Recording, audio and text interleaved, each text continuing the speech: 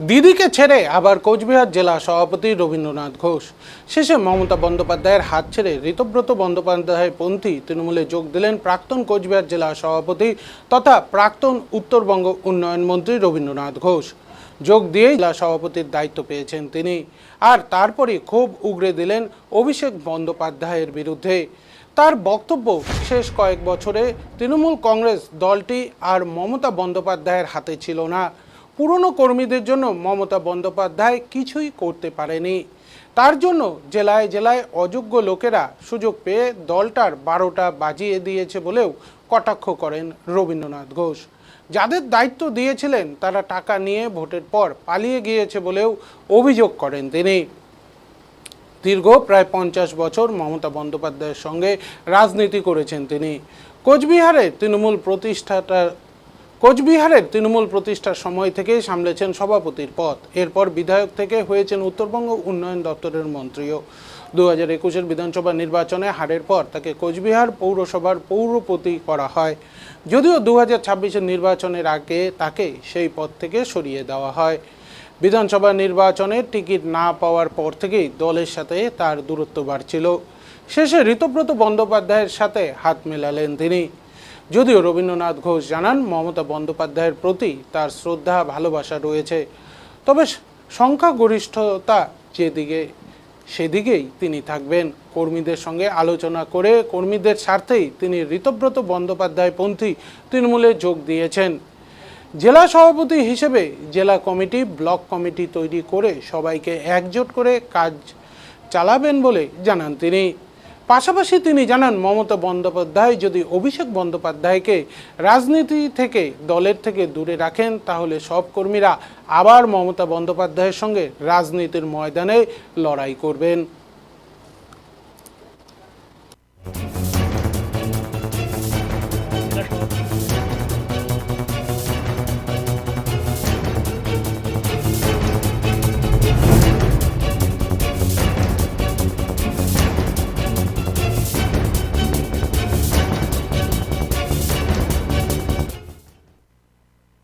আচ্ছা, আপনাদের সবাইকে ধন্যবাদ। সংবাদ মাধ্যমের যারা এখানে উপস্থিত রয়েছেন, আমাদের এই সাংবাদিক সম্মেলনে আমাদের অল ইন্ডিয়া তৃণমূল কংগ্রেসের চেয়ারপারসন সম্মানীয় শ্রী অরূপ রায়, রাজ্য তৃণমূল কংগ্রেসের সম্মানীয় সভাপতি শ্রী বিপ্লব মিত্র, আমাদের সর্বভারতীয় সহসভানেত্রী শ্রীমতী চন্দ্রিমা ভট্টাচার্য সহ আমরা সবাই যারা এখানে আছি, অরূপদা এবং বিপ্লবদার পারমিশন নিয়ে আমরা গতকাল এনডব্লিউসি মিটিং করেছিলাম। আজকে একটু বর্ধিতভাবে এনডব্লিউসির মিটিংয়ে আমরা উপস্থিত হয়েছিলাম।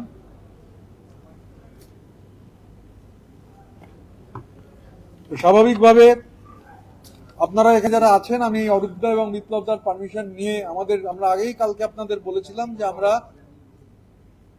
তৃণমূল কংগ্রেসের বিভিন্ন জেলার যে দায়িত্ব, সেই দায়িত্ব আমরা জানিয়ে দেবো সংবাদ মাধ্যমকে। তো আমি আমাদের জেলা সভাপতিদের তালিকা, মানে তৃণমূল কংগ্রেসের যারা জেলার সভাপতির ভূমিকা পালন করবেন, সেই তালিকা আপনাদের সামনে আপনাদের মাধ্যমেও সবাইকে জানাবার জন্য বলছি। আমরা প্রায় অধিকাংশ জেলাতেই আমাদের জেলার সভাপতিদের নাম আজকে জানিয়ে দিচ্ছি। আলিপুরদুয়ার শ্রী বিনোদ মিঞ্জ, জলপাইগুড়ি শ্রীমতী মহুয়া গোপ, দার্জিলিং শ্রী রঞ্জন সরকার, উত্তর দিনাজপুর শ্রী সন্দীপ বিশ্বাস, দক্ষিণ দিনাজপুর শ্রী আনিসুর রহমান, মালদা শ্রী প্রসূন বন্দ্যোপাধ্যায় প্রাক্তন আইপিএস, জঙ্গিপুর শ্রী ইমানি বিশ্বাস, মুর্শিদাবাদ শ্রী অপূর্ব সরকার ডেভিড, কৃষ্ণনগর শ্রী জেবের শেখ, রানাঘাট শ্রী দেবাশিস গাঙ্গুলি, বসিরহাট শ্রী বুরহানুল মুকাদ্দিম লিটন, যাদবপুর ডায়মন্ড হারবার শ্রী শুভাশিস দাস, সুন্দরবন শ্রী গণেশ মণ্ডল, দক্ষিণ কলকাতা শ্রী দেবাশিস কুমার, উত্তর কলকাতা শ্রী সন্দীপন সাহা, হাওড়া আরবান যে শহরাঞ্চলের জন্য যে জায়গাটা শ্রী সৃষ্টিধর ঘোষ, হাওড়া গ্রামীণ শ্রী অরুণাভ সেন রাজা, হুগলি শ্রীরামপুর শ্রী সন্তোষ সিং পাপ্পু, আরামবাগ শ্রী উত্তম কুন্ডু, মেদিনীপুর পশ্চিম শ্রী প্রদীপ সরকার, ঘাটাল শ্রী সঞ্জয় পান, বাঁকুড়া শ্রী রথিন ব্যানার্জি, পুরুলিয়া শ্রী উজ্জ্বল কুমার, পূর্ব বর্ধমান শ্রী রবীন্দ্রনাথ চ্যাটার্জি, পশ্চিম বর্ধমান শ্রী নরেন্দ্রনাথ চক্রবর্তী এবং বীরভূম শ্রী অনুব্রত মণ্ডল। এটা হচ্ছে আমাদের জেলা সভাপতিদের তালিকা। এবার গতকালই আপনারা শুনেছিলেন যে বিপ্লব মিত্র সভাপতি এবং জাভেদ আহমেদ খান কার্যকরী সভাপতি। তো রাজ্য কমিটির 1 আর 2 হচ্ছেন বিপ্লব মিত্র আর জাভেদ আহমেদ খান। তারপরে যত ফ্রন্টাল হেডদের আমরা নাম ঘোষণা করেছি তারা, এবং বিপ্লবদা এবং জাভেদদার পরে হচ্ছে সমস্ত জেলার সভাপতিরা, যাদের নাম আমরা আজকে ঘোষণা করলাম পরপর সিরিয়াল অনুযায়ী, ex officio member, de facto by virtue of post, তারপর সমস্ত এমএলএ। এদের মধ্যে অনেকেই এমএলএ আছেন, তারা বাদ দিয়ে যে এমএলএরা নেই, বাদ দিয়ে যে এমএলএরা, তারা সবাই রাজ্য কমিটির সদস্য। তারপরে ফ্রন্টাল আমাদের যারা নেতৃত্ব ঘোষিত হয়েছেন তারা রাজ্য কমিটির সদস্য। এছাড়া মানে এই ক্যাটেগরিতে পড়ছেন না, তার বাইরে নামগুলো আমি হচ্ছে এখানে বলে দিচ্ছি। শ্রী রবীন্দ্রনাথ ঘোষ, শ্রী বিকাশ রায়চৌধুরী, শ্রী স্বর্ণকমল সাহা, শ্রী অপূর্ব চৌধুরী, শ্রী নারায়ণ গোস্বামী, শ্রী তপন মণ্ডল, শ্রীমতী দেবলীনা বিশ্বাস, শ্রী আলমগীর মোল্লা, শ্রী শ্যামাপ্রসন্ন লোহার, শ্রী গিয়াসউদ্দিন মোল্লা, শ্রী তাজমুল হোসেন, শ্রী অশোক রুদ্র, শ্রী নির্মল ঘোষ। পশ্চিম মেদিনীপুরের উনি আমাদের দীর্ঘদিনের পুরনো সংগঠক। নির্মল ঘোষ হচ্ছেন ব্র্যাকেটে পশ্চিম মেদিনীপুর। শ্রী নির্মল ঘোষ, শ্রী জ্যোতিপ্রিয় মল্লিক, শ্রীমতী জ্যোৎস্না মান্ডি, শ্রীমতী পাপিয়া ঘোষ, শ্রী শক্তিপদ মণ্ডল, শ্রী ডক্টর শান্তনু সেন এবং শ্রী বিধান উপাধ্যায়। এই হচ্ছে যে ফর্মুলা, মানে বিপ্লবদা, জাভেদদা, all district presidents, all MLAs, all frontal heads, তারপর নামগুলো যেটা বললাম এই সবাইকে নিয়ে হচ্ছে আমাদের রাজ্য কমিটি। বলছি দাদা, এতদিন মমতা বন্দ্যোপাধ্যায়ের সঙ্গে ছিলেন, একেবারে প্রথম দিন থেকে জেলা সভাপতি ছিলেন প্রায় 22 বছর। কেন এই সিদ্ধান্তটা নিতে হলো ঋতব্রত তৃণমূলে? এখানে ঋতব্রত তৃণমূল বলে কোনো তৃণমূল নেই, প্রত্যেকটাই তৃণমূল কংগ্রেস। তৃণমূল কংগ্রেসে আগেও ছিলাম, এখনও আছি, আগামী দিনেও তৃণমূল কংগ্রেসেই থাকব। সুতরাং মেজরিটি লোক যেখানে থাকবে, বিশেষ করে উত্তরবঙ্গের যে সমস্ত তৃণমূল নেতা আছে, এমএলএ আছে, তারা যেভাবে থাকবে, যেখানে থাকবে একসাথে, আমাদেরও সেখানেই থাকা প্রয়োজন বলে মনে করছি। কারণ আমরা এটাও দেখেছি যে আমরা তো দিদির সাথেই লড়াই করে আসছি, এখনও দিদিকে সম্মান করি, শ্রদ্ধা করি, কিন্তু দিদির হাতে কি সত্যি আর ক্ষমতা আছে? আজ সাধারণ কর্মীদের সেই প্রশ্ন। বিগত কয়েক বছর হলো আমরা লক্ষ্য করছি দিদির হাতে আর ক্ষমতা ছিল না, ক্ষমতাটা অন্য কোথাও কক্ষিগত হয়েছিল। যার কারণে দিদির ইচ্ছা থাকলেও তৃণমূল কংগ্রেসের যারা আসল কর্মী তাদের জন্য কিছু করতে তিনি পারেননি। যার কারণেই প্রত্যেক জেলায় জেলায় যারা অযোগ্য লোক, যারা লুটে খাওয়ার লোক, তারা এসে সুযোগ নিয়ে দলটার 12টা বাজিয়ে ছেড়ে দিয়েছে। যে দলটা তৈরি করার জন্য অনেক কর্মীর রক্ত ঝরেছে, অনেক মানুষ অত্যাচারিত হয়েছে, অনেক মানুষ প্রচুর খেটেছে, সময় দিয়েছে, নিজেদের অর্থ দিয়ে দলটাকে সংগঠিত করেছে। সেই লোকগুলো শেষের দিকে এসে আর কোনো দলের কাছে, নেতৃত্বের কাছে কোনো পাত্তা পায়নি। সুতরাং আজকে এই যে নির্বাচন হয়ে গেছে, যাদের হাতে ক্ষমতা দিয়েছিল জেলায় জেলায়, তারা তো বাড়ি ছাড়া, তারা পালিয়ে গেছে, নিজেদের জীবন নিয়ে পালিয়ে গেছে, তারা যা টাকা পয়সা নিয়ে পালিয়ে গেছে। কিন্তু যারা সাধারণ কর্মী, তারা আজকে অত্যাচারিত হচ্ছে, তারা বাড়ি ছাড়া রয়েছে, তাদের আজকে দেখার কেউ নেই। সাধারণ কর্মী সমর্থকরা হতাশায় ভুগছে, তাদের দেখার কেউ নেই। তাদের পাশে দাঁড়াতেই, তাদের পাশে থাকতেই এই সিদ্ধান্তটা। কারণ এই যে দলীয় কর্মী যারা এখনও আছে দলে, তারা আমাদের দিকে দেখেই কিন্তু তারা দলে সামিল হয়েছে। সুতরাং তাদের পাশে দাঁড়ানো আমাদের নৈতিক কর্তব্য। সেই কর্তব্য পালন করার জন্যই এ ধরনের সিদ্ধান্ত গ্রহণ করতে হয়েছে। মমতা ব্যানার্জিকে এখনো নেত্রী মানবেন? নিশ্চয়ই, যতদিন চন্দ্র সূর্য পৃথিবী থাকবে তিনি তো নেত্রী থাকবেনই, এবং শুধু নেত্রী নয়, তিনি একজন বড় ফাইটার। তার প্রতি শ্রদ্ধা সম্মান যতদিন চন্দ্র সূর্য পৃথিবী থাকবে আমি শুধু না, সবাই করবে। কিন্তু মমতা ব্যানার্জি নিজেই তো তৃণমূলের এই অংশটাকে, যারা বিধায়ক, প্রায় 60 জন বিধায়ক যারা চলে গেছেন, সেই অংশটাকে মান্যতা দিচ্ছেন না। এখন মান্যতা না দিলে কি হবে? মেজরিটি মাস্ট বি গ্র্যান্টেড, যেটা কথা আছে, এটা তো অস্বীকার করার কিছু নেই। উত্তরবঙ্গের সব এমএলএরা, সব নেতারা, তারা একটা জায়গায় সংগঠিত হয়েছে, আমরা তার বাইরে যেতে পারবো না। এবং এই প্রথম উত্তরবঙ্গ থেকে রাজ্য তৃণমূল কংগ্রেসের সভাপতি নির্বাচিত হয়েছেন বিপ্লব মিত্র।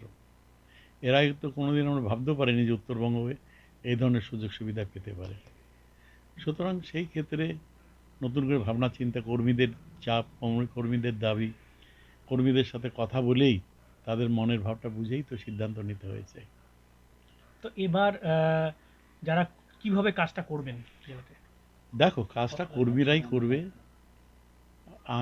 আমি আমার দায়িত্ব যেটা, সেটা হলো যে সমস্ত কর্মীদের এক কাট্টা করে কমিটি করে দেওয়া, জেলা কমিটি, ব্লক কমিটি, অঞ্চল কমিটিগুলো করে দেওয়া, দিয়ে মানে যে কর্মীগুলো বাইরে রয়েছে তাদেরকে ঘরে ফেরানোর ব্যবস্থা করা, যে কর্মীরা অত্যাচারিত তাদের পাশে দাঁড়ানো। অনেক কর্মী জেলে রয়েছে মিথ্যা মামলায় জড়িত হয়ে, তাদের পাশে দাঁড়ানোর চেষ্টা করা, এটা করতে হবে। তো অনেকেই বলছে, যারা বিক্ষুব্ধ, তারা বলছে যে এই যে অবস্থা, এটা অভিষেক বন্দ্যোপাধ্যায় এবং আইপ্যাকের জন্য। আপনিও কি তাই মনে করেন যে মমতা ব্যানার্জি অভিষেক ব্যানার্জির প্রতি অকাট্য স্নেহ, দেখো, তাই জন্য এই অবস্থা হলো? নেতা হতে গেলে অনেক কিছু ত্যাগ করতে হয়, সেই জায়গাটায় আমার মনে হয় দিদি পারেনি। নাম্বার ওয়ান, অভিষেক ব্যানার্জির তার অভিজ্ঞতা কম, তাহলে তার লড়াই আন্দোলনের অভিজ্ঞতা নাই বললেই চলে। তার সাথে এই যে আইপ্যাক্ট, কে আইপ্যাক্টরা?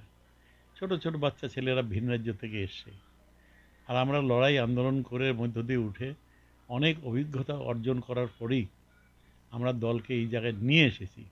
11 সালে তো জয়ের জন্য তো আইপ্যাক দরকার হয়নি, 16 সালে অত বড় জয় হয়েছে তৃণমূল কংগ্রেসের রাজ্যে, কোনো আইপ্যাক ছিল না, কোনো আইপ্যাকের দরকার হয়নি।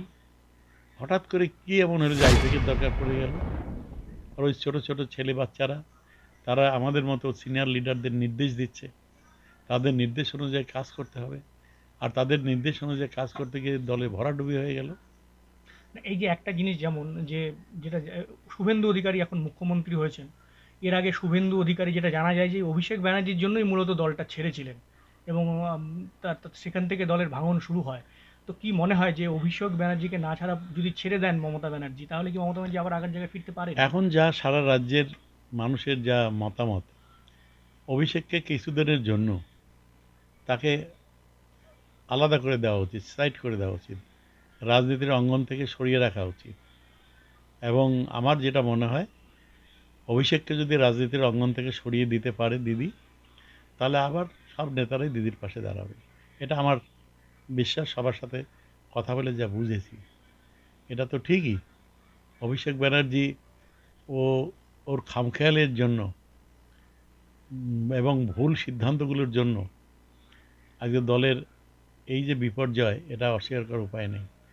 প্রায় 80 জন স্ট্যান্ডিং এমএলএ মন্ত্রীকে তিনি বাদ দিয়ে দিয়েছেন এবারের নির্বাচনে। এটা বিরাট একটা প্রভাব পড়েছে। সিনিয়র লিডারদের বাদ দিয়ে দিয়েছেন, সংগঠনের দায়িত্ব থেকে বাদ দিয়ে দিয়েছেন, যাদের কোনো অভিজ্ঞতা নেই। সেই অনভিজ্ঞ যে লোকগুলো, সেই অনভিজ্ঞ লোকগুলোকে সামনের সারিতে দিয়ে সংগঠন সাজিয়েছেন। হয় নাকি? কখনো হয়? আর আইপ্যাক, কে আইপ্যাক? এই আইপ্যাকটা কে? কারা? সব 20, 25, 30 বছরের ছেলে, যারা কোনোদিন পঞ্চায়েত নির্বাচনে দাঁড়ায়নি, রাজনীতির কোনো অভিজ্ঞতা নাই। তারা আমাদের নির্দেশ দিচ্ছে, সিনিয়রদের তারা নির্দেশ দিচ্ছে এটা করতে হবে, ওটা করতে হবে। এটা হয় কোনোদিন? সুতরাং সেই ক্ষেত্রে কর্মীদের বাঁচাতে, কর্মীদের পাশে থাকার জন্যই এই ধরনের সিদ্ধান্ত সারা রাজ্যব্যাপী বিধায়ক, জনপ্রতিনিধি এবং কর্মীরা কিন্তু নিয়ে ফেলছে অলরেডি। দিদি যদি সংশোধন করে, মানুষের দাবি প্রতি যদি দিদি আস্থা দেখায়, অর্থাৎ অভিষেককে যদি সাইড করে দেয় দল থেকে, তাহলে হয়তো আবারও সমস্ত নেতা নেত্রী, এমএলএ এমপি আবার ফিরতে পারে দিদির পাশে, এরকম আমার মনে হয়েছে।